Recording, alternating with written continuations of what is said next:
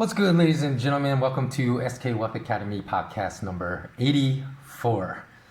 In number 84, I am going to speak about how we can build our extended family even when we are under government lockdown. But before I get to that, I want to start this podcast off with an interesting question. Answer right now. When was the last original thought, or what was the last original thought that you had? Not a thought that belonged to someone else and you regurgitated, like a belief in universal basic income in your country, and not an iteration of an original thought. So, for example, people have stated for centuries that governments use crises to strip away the freedoms of their citizens under the guise of temporary restrictions to stem the crisis, and that become permanent after the crisis is over. So an iteration of this original thought would be that they're using the current viral pandemic to strip away our freedoms. So right now, what was the last original thought that you had that was completely yours? I'm going to give you a few seconds to marinate on that. Thought of it by now? Good. And if you haven't been able to think of any, then you may be in dire need of rewatching my podcast number 82 and updating your operating system, because all the beliefs that constitute your current belief system, if you can't think of an original thought, may truly just be an amalgamation and synthesis of the thoughts of many others. And actually being able to think of a completely wholly original thought is a much harder task than it may seem at first on the surface, and the fact that it is should scare all of us. For example, at first, when considering the answer to this question myself, as I just posed it, I thought, the last original thought I had was I was going to find a way in this current video or podcast to suggest how you can use the lockdown to improve your physical health, which I'll explain in a minute, which is kind of a remnant, leftover remnant from podcast number 81 or maybe number 82. I'm not sure which one, in which I spoke about improving yourself physically. But when I thought about it for just a tad longer, I realized that no, this is not really an original thought, what I'm going to explain in a second, because it's just an iteration of someone else's thought that I'd heard in the past when someone mentioned that just sitting on your butt all day, just working on a laptop, which for those of us that are working from home now probably do, that is like one of the worst crippling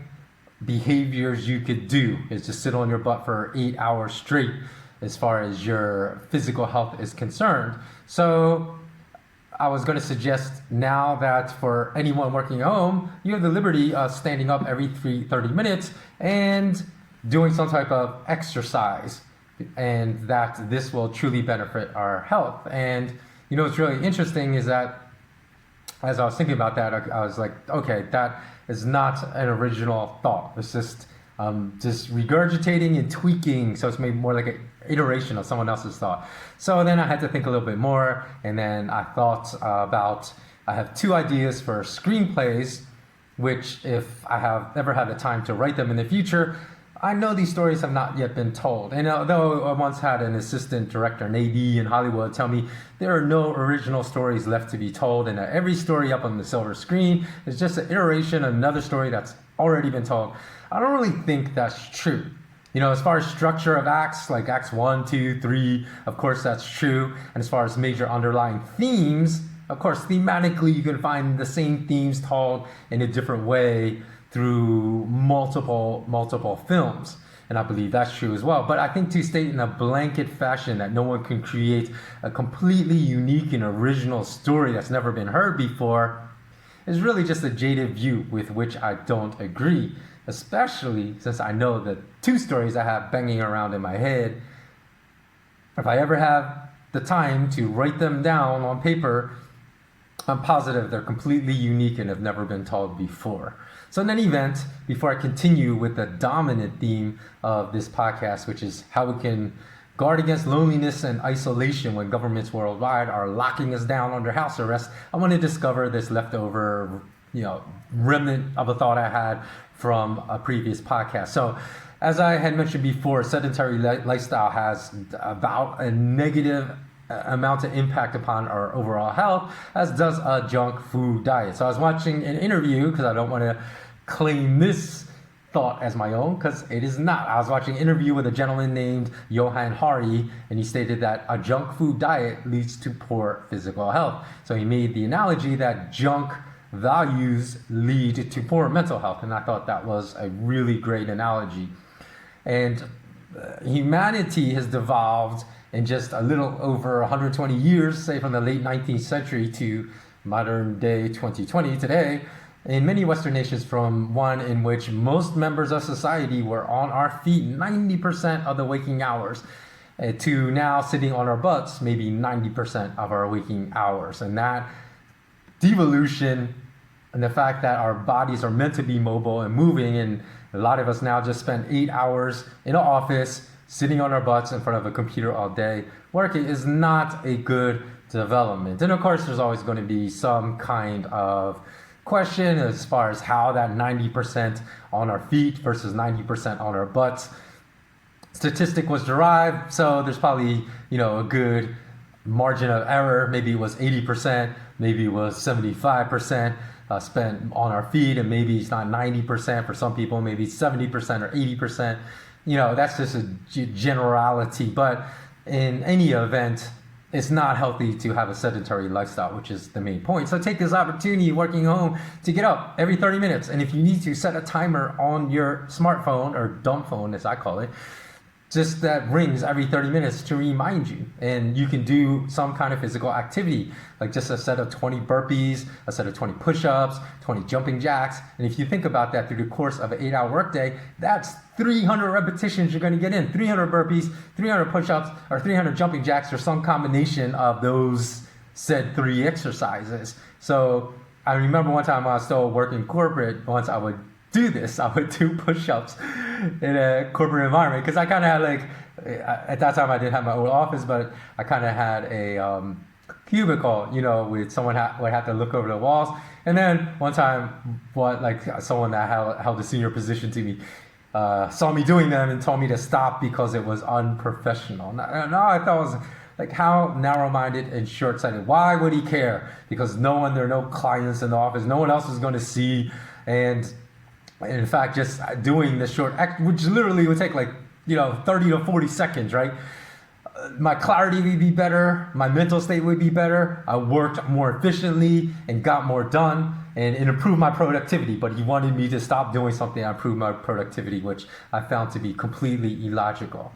So that's just the thing that I want to say. If you're working from home now, be more active. You get up every 30 minutes and do some type of exercise through the course of the day, because once you're back in the corporate environment, if you work corporate, you're not going to have the opportunity to do that again, unless you have super liberal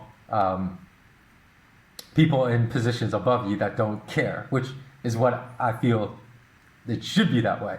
Okay, so now I'm going to talk about how we can deal with these feelings of isolation and loneliness from this governmental house arrest we've all been put under, because we still need to find a way to connect with one another. So since many people are at home now, you're probably running into your neighbors at a rate you have never run into them before. And maybe you have even seen neighbors that you have never seen before. So with your face masks on, your medical face masks, not your cloth ones that don't stop the spread of the virus, and keeping 2 meters apart, have short conversations with them, get to know them.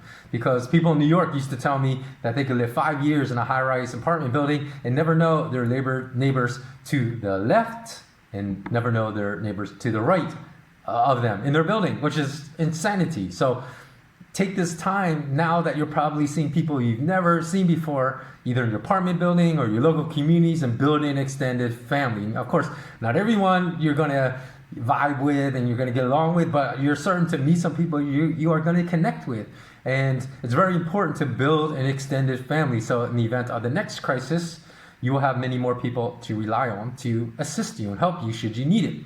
And as I mentioned in podcast 81 or 82, I can't remember which one exactly, joining a martial arts class once we're out of this lockdown is a wonderful way to extend your your extended family, as I met some of the greatest people I've ever met in my entire life in martial arts class. And so, though it's impossible, like I said, to really know someone you have never met before, take a chance if you see them out and about and start a conversation, because you'll probably get a pretty good idea very quickly whether or not you're going to vibe with that person.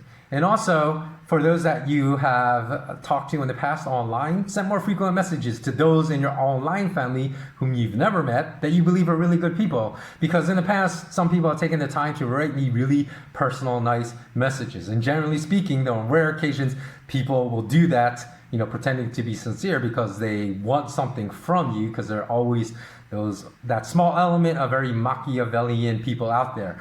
But generally speaking, most times these people are solid people. Most people are not going to pause out of their day to take the time to send a heartfelt message to you unless they are good people. And in fact, I've formed really good first client relationships with people that found me just online and read the things that I've written on my news site since 2006, because I've been running that news site for 15 years, or went back on my YouTube channel and watched videos and really connected with my message. So they took time, wrote me messages, became clients of mine first, and then eventually became friends.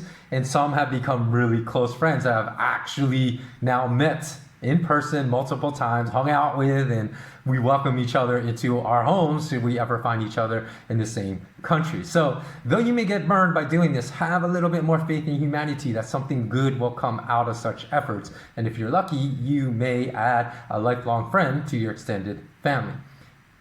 And finally, I want to say strengthen relationships with those already in your extended family. So you can do simple things that you haven't done in years, like actually sit down and pen a letter to someone to tell them what they mean to you and that you really value their friendship, or actually buy a birthday card or make your own birthday card. I had friends that were artists that made their own birthday card, and I really appreciate the effort and time that went into that. And when's the last time any of us have actually received a birthday card in the mail?